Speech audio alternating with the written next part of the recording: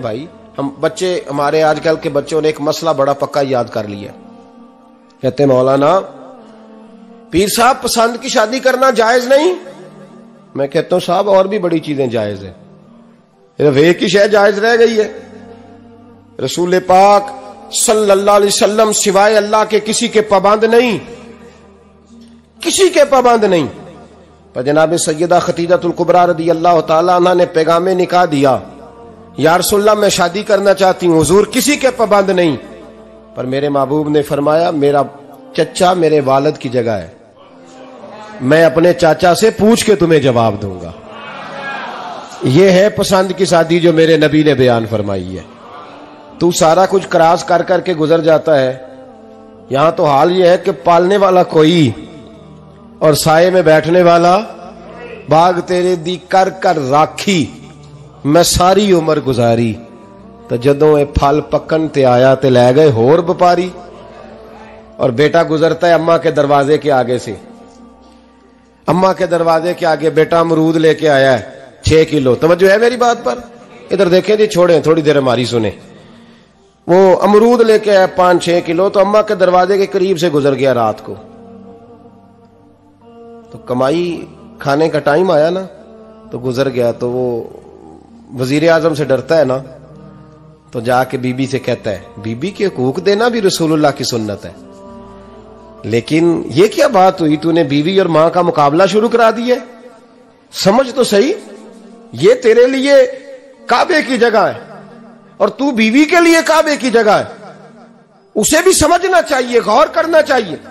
5 کلو امرود لے کے تو ماں کے کمرے کے قریب سے گزر گیا ہے. بی بی کو جا کے کہتا ہے چل آدھا کلو اماں کو بھی دے آ، اس کے کون سے دانت ہیں. تو پلیٹ میں ڈال کے وہ لائی ہے. تو سمجھا ہی نہیں، تو نے غور ہی نہیں کیا. بندہ تو وہ ٹھیک نہیں تھا نپولین، پر کسی نے اس سے پوچھا تھا بتا زندگی میں پیسے لینے کا مزہ کب آیا. اس نے کہا کہ مجھے مزہ تب آتا تھا کہ میں اپنی ساری کمائی لا کے اپنی اماں کے ہاتھ پہ رکھتا تھا، اور پھر جب میں اپنی ماں سے تھوڑا تھوڑا خرچہ لیتا تھا نا، تھوڑا تھوڑا. توجہ ہے میری بات پہ؟ اماں جی 10 روپے دے آجے. کہتا جب میں تھوڑا تھوڑا خرچہ لیتا تھا نا، تو مجھے یوں لگتا تھا جیسے میں بادشاہ وقت کے سامنے کھڑا ہوں اور وہ خزانے کا منہ کھول کھول کے مجھے دیتا جا رہا ہے. تو اس ذائقے کو سمجھ تو صحیح بھائی، تو اس کو سمجھ تو صحیح بھائی. یاد رکھیں اور غور کریں، ماں اور باپ. اور پھر یہ بھی سن لیں، نبی پاک صلی اللہ تعالی علیہ وآلہ وسلم نے ماں باپ کے لیے فرمایا ہما جنتک و نارک، یہی تیری جنت ہے اور یہی تیرے لیے جہنم ہے. اگر یہ راضی ہو گئے تو تیرے لیے جنت ہے، ناراض ہو گئے تو چاہے تو 100 پیر کے مزار پہ حاضری دے آ، لیکن جب تک ابا راضی نہیں اتنی دیر تک اللہ راضی. یہ حدیث پاک ہے، حضور نے فرمایا جس کے والد راضی اس کا اللہ راضی، اور جس کا باپ ناراض اس کا اللہ. ہاں بے شک. اب یہ حدیث ہے نا، تو سارے ولی ایک طرف بیٹھ جائیں کہیں یا اللہ بخش دے مرید کو، لیکن اگر ابا کہے یا اللہ نہ معاف کرنا، تو اللہ ان اولیاء کی نہیں مانتا، والد کی مانتا ہے. اس لیے بلے شاہ سمانی اڈدیاں پڑھنا ہے، جیڑا گھر بیٹھا انہوں پڑھیا ہی نہیں. بھائی یاد رکھو، ماں باپ سے پیار کرو، ان کی خدمت کرو، ان کے پاس بیٹھا کرو، اور ماں باپ کو ٹائم دیں، وقت دیں، چند گھڑیاں ان کے پاس بیٹھیں. آپ یقین کریں ابا جی سے آپ مشورہ کر لیں، صرف مشورہ، مرضی بے شک اپنی کریں، لیکن اس مشورے میں آپ کو اتنا سایہ ملے گا کہ زندگی میں کبھی ناکامی نہیں ہوگی. پر اسی سجن دی مننی ابے دی نہیں مننی. وہ پھٹے پہ جو نلائق ہماری طرح کا بیٹھا ہے اس سے مشورہ لینا ہے، والد سے نہیں لینا. باپ کے پاس بیٹھیں، اس سے مشورہ لیں. میرے ابا جی کسان تھے. میں نے اپنی زندگی میں ڈھیروں چیزیں اپنے باپ سے سیکھی ہیں، درجنوں چیزیں سیکھی ہیں. میرے والد بڑے خوددار تھے، مزاج میں عجیب سی خودداری تھی. کوئی بندہ کبھی حال پوچھ لیتا تھا نا کہ حالات کس طرح کے ہیں، تو فرماتے تھے بھائی اگر بتانا ہوا تو اپنے اللہ کو بتاؤں گا. الحمدللہ بڑا فضل ہے.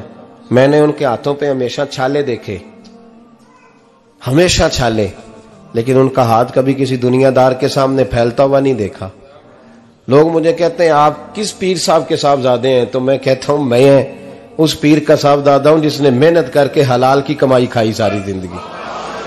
یہ لوگ پیر نہیں ہوتے، یہ مرشد نہیں ہوتے، اور میں نے درجنوں چیزیں سیکھی ان سے۔ تو سیکھنے تو بیٹھ، تجھے ہزاروں چیزیں ملیں گی۔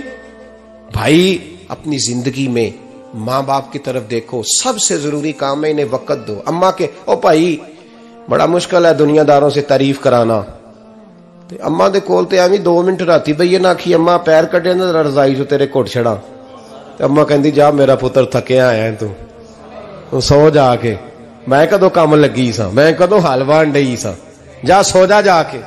بس یہ کاروائی ہے، تو نے 2 منٹ کے لیے کہہ دیا، سویرے پورے محلے میں تیری اماں کہے گی اللہ میرے پتر ورگا پتر سارے نو دے، راتی آندا ہے تے مینوں گھٹ کے سوندا ہے، اللہ گھٹیا کوئی نہیں سویا بھی کاروائی پائی سو، لیکن وہ سب کو بتاتی ہے۔ تو بھائی اتنی قیمتی چیز اور تو چھوڑ کے میں کبھی جلسے سے دیر سے آتا تھا نا، اب تو جاتا نہیں زیادہ جگہوں پہ، کوشش کرتا ہوں کہ چلو ماحول کے مطابق، تھوڑا خشک آدمی ہوں تو ہر جگہ سیٹ نہیں ہو پاتا، اس لیے کم جاتا ہوں۔ تو کبھی رات کو آتے تھے نا دیر سے، میری اماں جی شوگر کی مریض تھیں، تو میں چھوٹے بھائی کو فون کرتا تھا کہ اماں جی سو گئے، کہنے سو گئے۔ میں کہتا تھا کہ تو نہ اس طرح کر، نیچے آ جا، 2 بج گئے، وہ شوگر کی مریض ہے، آنکھ کھل جائے نا تو دوبارہ لگتی نہیں بزرگوں کی، تو دروازہ کھول دے، اندر دستک دی تو دقت ہوگی۔ تو میں جوتے اتار کے اندر داخل ہوتا تھا، تو پہلا قدم رکھتا تھا تو میری اماں بول پڑتی تھی پتر آ گئے آ گئے۔ او بھائی تو اس درد کو سمجھنا، کوئی تجھے ملے گا، کوئی ملے گا تجھے ایسا؟ اب میں دور دراز بھی چلا جاتا ہوں، ان کی زندگی میں نہیں جا پایا، کہتے ہیں ہم نے نہیں جانا، گھر میں رہنا ہے، اس کیف کو سمجھ لے، اس دولت کے قریب ہو جا۔ حضرت ابو ہریرہ رضی اللہ تعالیٰ عنہ فرماتے ہیں میری اماں بوڑھی تھیں، میں ان کی خدمت کرتا تھا۔ باپ کی خدمت اور ماں کی خدمت سب کے حصے میں نہیں آتی، یہ رب جسے محبوب رکھتا ہے اسے یہ موقع عطا کرتا ہے۔ خوش نصیب ہے جسے بوڑھا باپ ملے اور وہ نوکری کرے، خوش قسمت ہے جس کو بیمار ماں ملے اور وہ نوکری کرے۔ حضرت ابو ہریرہ فرماتے ہیں میری اماں بوڑھی تھیں تو ان کا معدہ کمزور ہو گیا تھا، تو میں اٹھا کے پخانہ پیشاب کرتا تھا تو کئی دفعہ میرے اوپر کر دیتی تھی۔ یہ حضرت ابن جوزی علیہ رحمہ نے اس کو لکھا ہے، فرماتے ہیں میرے دل میں خیال آتا تھا کہ میں بڑا خدمت گزار ہوں اپنی ماں کا۔ ایک دن میں حضرت عمر کے پاس بیٹھا تھا ان کے دور خلافت میں، تو ایک شخص آ گیا، اس شخص نے آ کر کے کہا کہ حضرت عمر سے حضور ایک مسئلہ پوچھنا ہے۔ فرمایا پوچھو۔ وہ کہنے لگا حضور میری اماں بوڑھی ہو گئی ہے، بیمار رہتی ہے، مریضہ ہے، مجھے آواز دیتی ہے بیٹے پیشاب آیا ہے، آواز دیتی ہے تو میں اماں کو اٹھاتا ہوں، ابھی میں بیت الخلاء تک واش روم تک جاتا نہیں کہ میری اماں میرے اوپر پیشاب کر دیتی ہے۔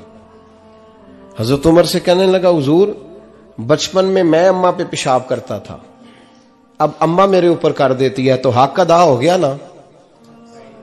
حضرت ابو ہریرہ کہتے ہیں جب اس نے سوال پوچھا تو میرے بھی کان کھڑے ہو گئے۔ میں نے کہا یہ تو میرے والا مسئلہ پوچھ رہا ہے، میرے والا مسئلہ پوچھ رہا ہے۔ میرے پاس ایک دوست جمعہ پڑھنے آتے ہیں بڑی دور سے، مجھے کہنے لگے حضرت صاحب جدوں بھی میں آنا نا تسی میری ہوئی گل چھیڑ دیندے ہو، وہ جو بات ہوتی ہے نا بالکل میری ہوتی ہے۔ میں نے کہا نہیں یار جو میں کر رہا ہوتا ہوں وہ میری بھی ہوتی ہے، وہ سارے معاشرے کی ہوتی ہے، ہمیں لگتا ہے کہ میری ہو رہی ہے حالانکہ وہ بات ہماری سب کی مشترکہ ہوتی ہے۔ سن لیں اور یاد رکھ لیں۔ حضرت ابو ہریرہ فرماتے ہیں میرے کان کھڑے ہو گئے، میں نے کہا اس نے تو میری بات پوچھنی شروع کر دی۔ حضرت فاروق اعظم سے کہنے لگا حضور بچپن میں اماں پہ پیشاب کرتا تھا، وہ میرے اوپر کر دیتی ہے تو حق ادا ہو گیا؟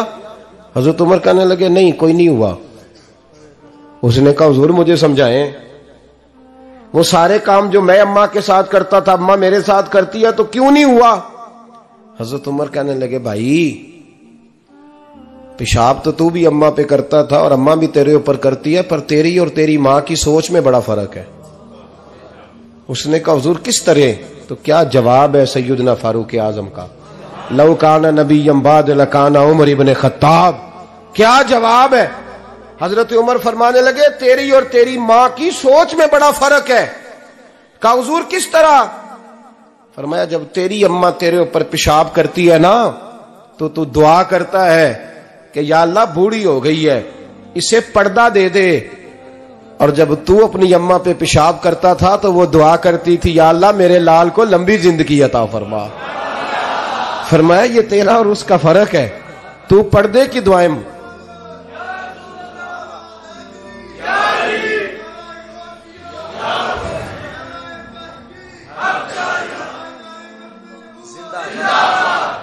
سنے عزیزو، کہا جب تیری اور تیری ماں کی سوچ میں، اور نبی پاک صلی اللہ علیہ وسلم نے فرمایا ہے جتنے بھی گناہ انسان کرتا ہے نا اللہ کریم سزا کو روک دیتا ہے، قیامت میں سزا دے گا، اور جو ماں باپ کا نافرمان ہے نا اس کو دنیا میں بھی سزا ملے گی۔ جو ماں باپ کا نافرمان ہے اسے دنیا میں بھی، آپ یقین کریں بچے تھوڑا سا پڑ جاتے ہیں بیچارے تو ماں باپ سے کہتے ہیں ابا جی تسی پرانے دور دے ہو، تانوں کی پتا ہوئے، اور تجھے پتہ ہی نہیں بھائی، تجھے خبر ہی نہیں، یہ پرانے دور کے نہیں، تو بیوقوفوں کے دور کا ہے، تو سمجھ یہ کوئی تعلیم ہے۔ اکبر الہ آبادی نے کہا تھا ہم ایسی لاکھوں کتابیں قابل ضبطی سمجھتے ہیں، ضبط کرنے کو دل کرتا ہے، ہم ایسی لاکھوں کتابیں قابل ضبطی سمجھتے ہیں جن کو پڑھ کے بیٹے باپ کو خبتی سمجھتے ہیں۔ بات ہے کرنے والی، ماں اور باپ اتنا بڑا درجہ ہے، اور بھائی